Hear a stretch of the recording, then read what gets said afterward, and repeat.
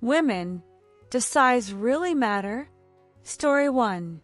Size doesn't matter until it does, meaning, if you're an outlier, it's noticeable.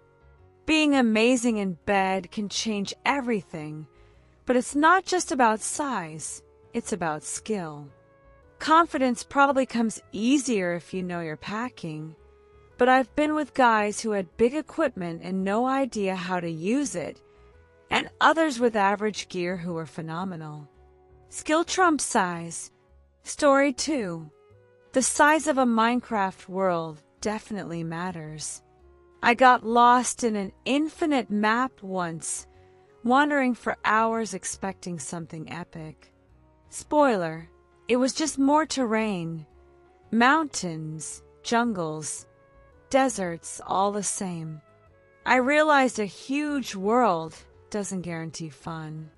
What matters is what you build in it. I started a smaller map where everything had purpose, no endless treks or wasted resources. Size is meaningless if you don't know how to use it. Story 3. In high school, my friend dated a guy so big it sent her to the hospital with a first-degree perineal tear. They were teens, ignoring lube, realistic expectations, or consequences like hiding it from parents. From my experience, women have been both satisfied and disappointed, but most disappointments come from lack of foreplay. Guys want foreplay too, though sometimes a quickie is just a snack between meals.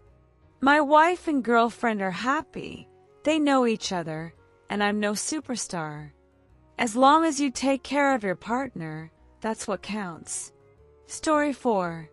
Size matters because people have different preferences in physical compatibility. Some prefer small, others medium, some large, some like curvature. I do, but it's not a must. I lean toward medium in length and girth. A big one can look hot, but the thought of intimacy feels daunting. Everyone has their sweet spot. Just like men vary in size, women vary anatomically and in arousal. If you graph preferences, you'd see a wide range with a middle ground that works for most. Story 5. Knowing size statistics is a double-edged sword. If you're below average, it could crush your confidence. Above average, you might get cocky and neglect connection or technique. Average, you might overthink it forever. I'm above average, and most women comment positively. Some love it. Some are surprised or intimidated but enjoy it as it's rare. Still, some weren't built for it, though they admired it. Size makes a difference, but it's not everything. Women gossip about it, but it doesn't keep them around if the rest falls short. Story 6. I was with a guy whose size was impractical and uncomfortable. It barely fit, and hitting my cervix was unbearable. I prefer girth over length, but my best lovers weren't the biggest. One ex with an average size was awful because he learned from porn and thought size was everything, ignoring my feedback and boundaries. Men should stop obsessing over size. Being a good lover is about communication, responsiveness, and adaptability. Size only matters if you're inconsiderate. Story 7. Size doesn't matter if you're thoughtful, prioritize foreplay, and know how to use your tongue. If you're selfish, yeah, we'll laugh and tell our friends. Women talk. There's more to intimacy than just penetration. With the right skills, you can please a woman without even touching her. Enthusiasm and willingness to learn outweigh any flaws. It's exhausting when guys fixate on size or performance instead of being present. Cuddle afterward, damn it. Story 8. I didn't realize my past partners were above average until I was with a smaller guy recently. I was a bit disappointed because I loved what bigger guys did for me. But he also didn't know how to work with his size, so skill was a factor. I'd give a smaller guy a chance and wouldn't comment, but it might not match my best experiences unless he's highly skilled. Women have size insecurities too, just like men. Story 9. I'm not a man, but I suspect guys with huge equipment are often worse in bed because they think size is enough. I'd take average or smaller with someone who cares about their partner over a big ego. Foreplay should be fun for both, not a chore. Big sizes can be a hassle, limiting intensity and positions. My last boyfriend sent me to the hospital after a night together. He laughed about it with friends, which wasn't funny. His size and selfish attitude were why I avoided intimacy with him. Story 10. Size doesn't dictate my behavior or post-intimacy vibe. Chemistry and energy matter more. Some guys, not huge, have a passionate, primal energy that's incredibly attractive. My ex always left me buzzing with joy, even without finishing, because of his energy. You don't need to be big to be great in bed. Confidence and connection are key. Story 11. As a woman who's been with many men of all sizes, size doesn't matter. Confidence, connection, and technique do. Some gorgeous guys were terrible in bed, while average or smaller guys were amazing because they knew what they were doing. Those who mocked my friend's size hurt their self-esteem. Leave those people. Bigger often means more selfish and less skilled, though that's just my experience. Story 12. I'm above average, and most women mention it, excitedly or nervously, but it's never defined their satisfaction. Early on, I wasn't great because I didn't know what I was doing.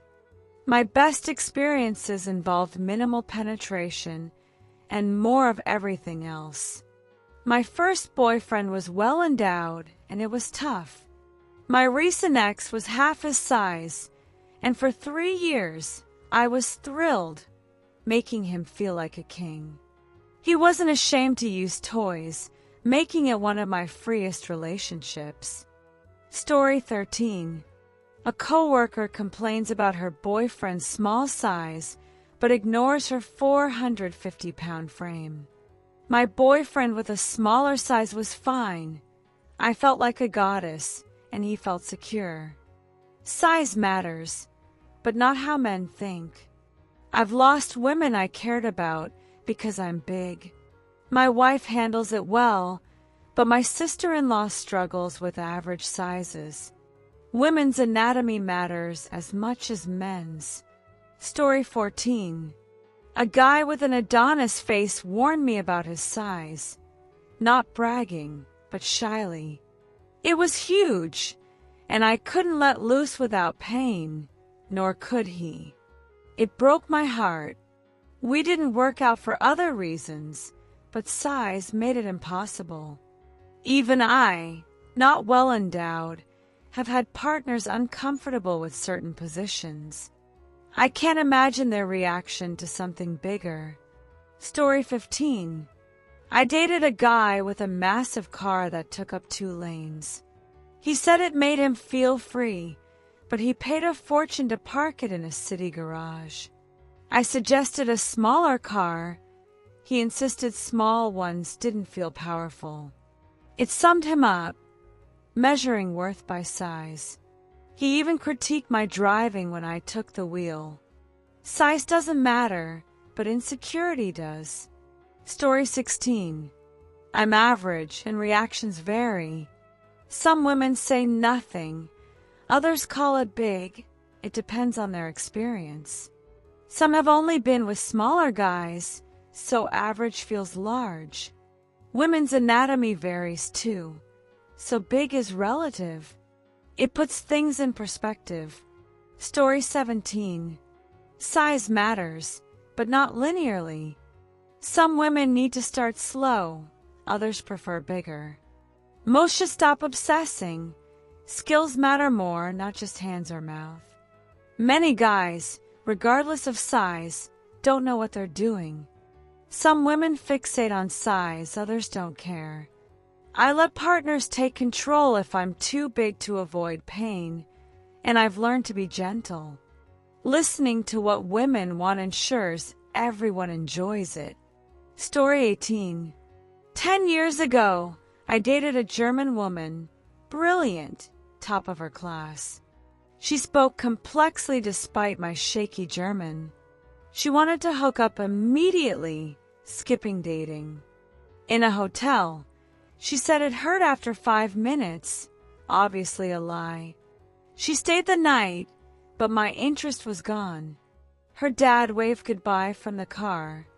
A friend later said she slept with every guy she met.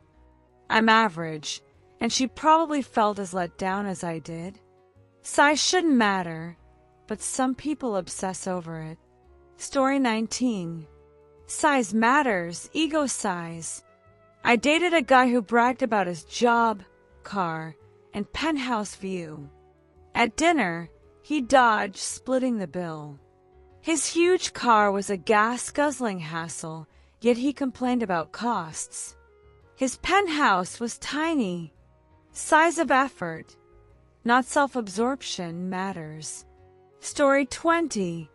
My ex-boss said office size reflected authority.